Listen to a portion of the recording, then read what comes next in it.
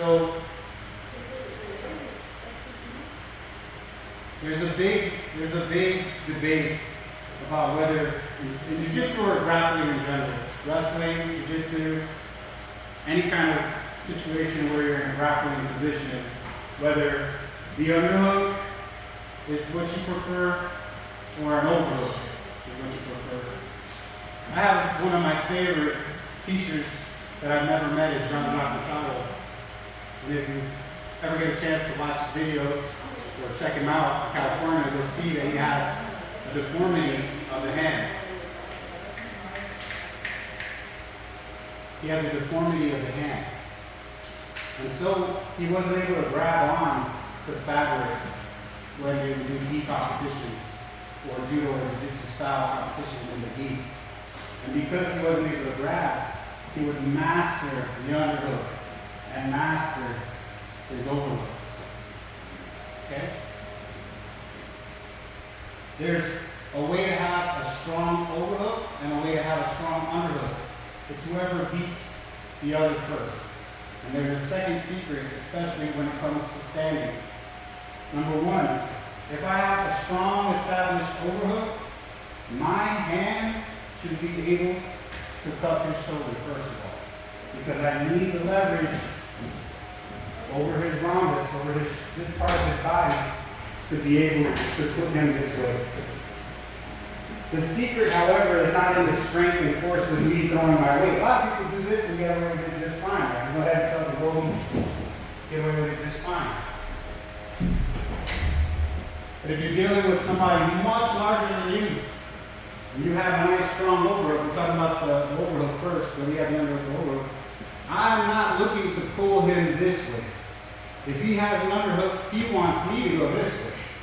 So I'm not looking to make him go this way because I'm only going to help him.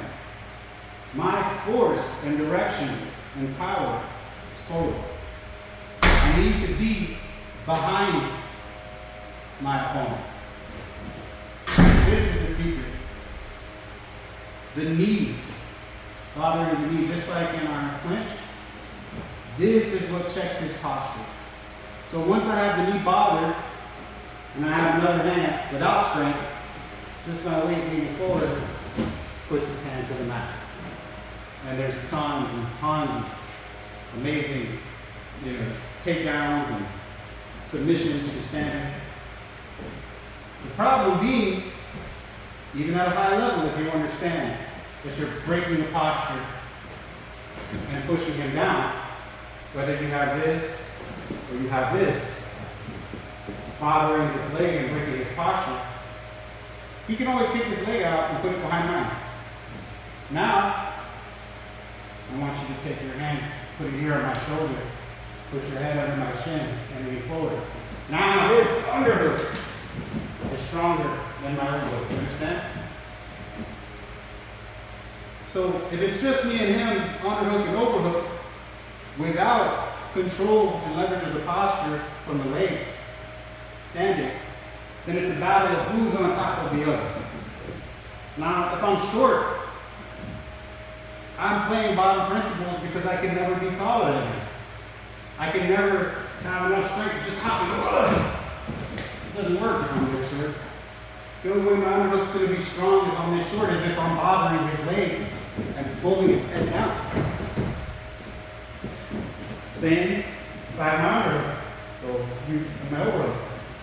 My overhook has to be strong enough to see my hand, just like I need to cup his shoulder, needs to be strong enough to see my hand in front of his chest. Okay? Of course, there's a submission. Okay? But just having my hand changing the angle, not using power, lifting up is hard. Because you're, like I said, you might not be taller than your opponent.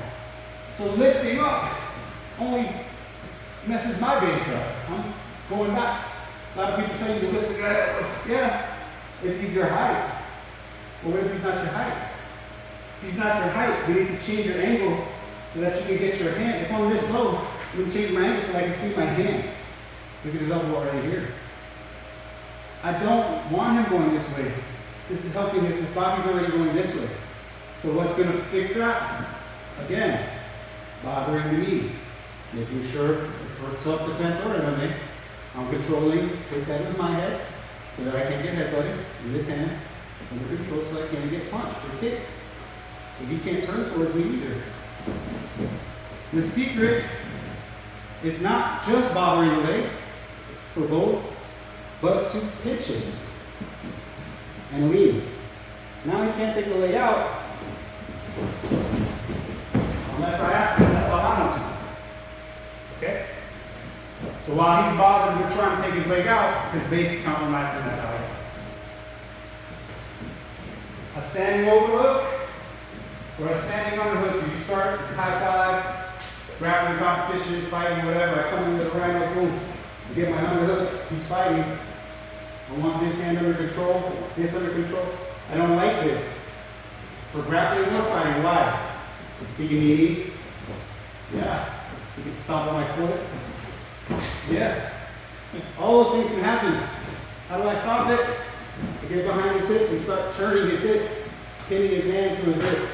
Do it to me now. Much different.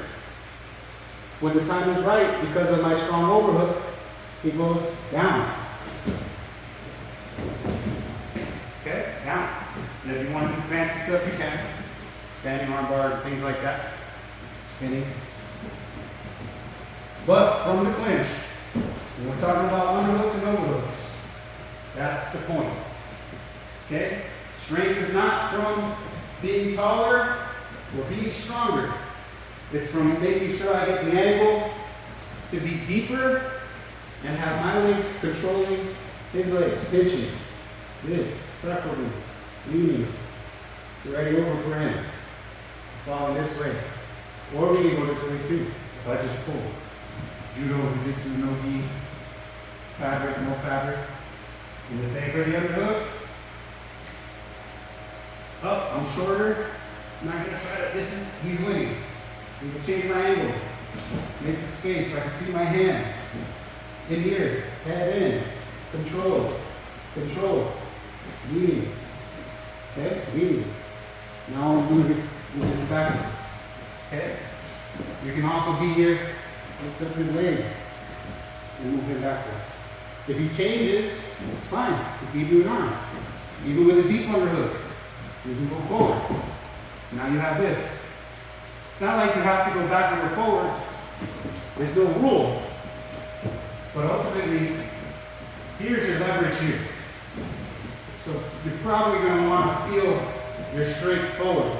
But if he goes backward, he's just asking for me to pull. The same here, under. Change my angle here.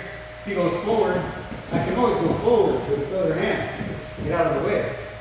It's not as much leverage as if I help him go backward.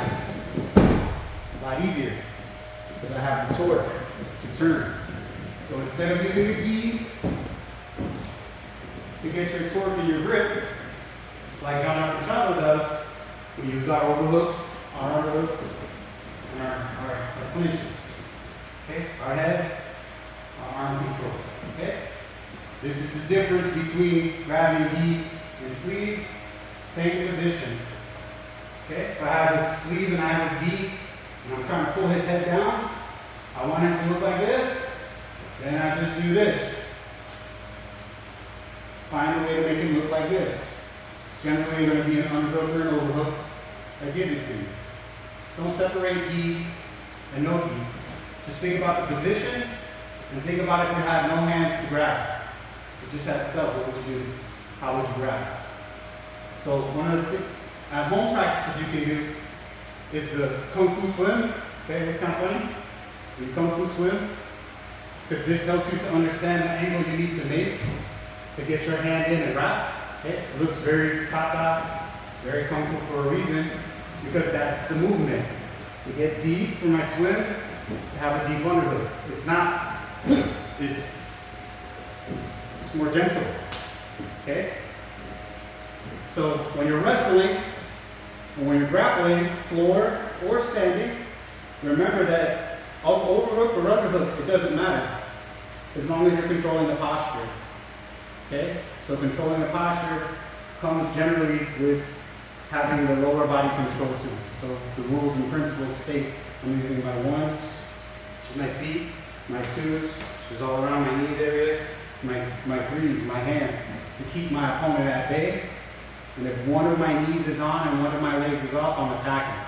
So if I'm on the floor and I have an underhook and one of my knees is on, it'll be the last thing I show, just to give you an idea. He's in my guard, and I put one of my knees on, and I don't have a knee. I just have his wrist. I'm gonna get an underhook, get to my side, same deal. Pull out. Can you pull out? Very difficult to pull out. My knee is also helping with the pitch, okay? And just by having the strong underhook, he has no overhook here. I demanded the strong overhook, which is what gives me my attacks. Okay, tons of attacks, platas, arm bar, right? You see where everything is available to you, okay? And if I sat up, and he got an underhook, so go for a deep underhook, and I had a deep overhook, same thing. Till I see my hand, go ahead for the underhook, change my angle. Now I see my hand. Now it's easy. Underhook. Same thing's happening. Here's his arm bar right there. Okay? So you can win with a deep underhook or a deep overhook as long as the posture is broken. Whoever beats the posture is who wins the game. It's not whoever's strongest with their arm, or whoever's taller, whoever has the upper hand. It's whoever can break the posture first, okay? That's the main principle of today's class. Outside of escaping the back, that's what we're gonna do right now, just for fun. When we wrestle. Let's go, 1, 2, 3.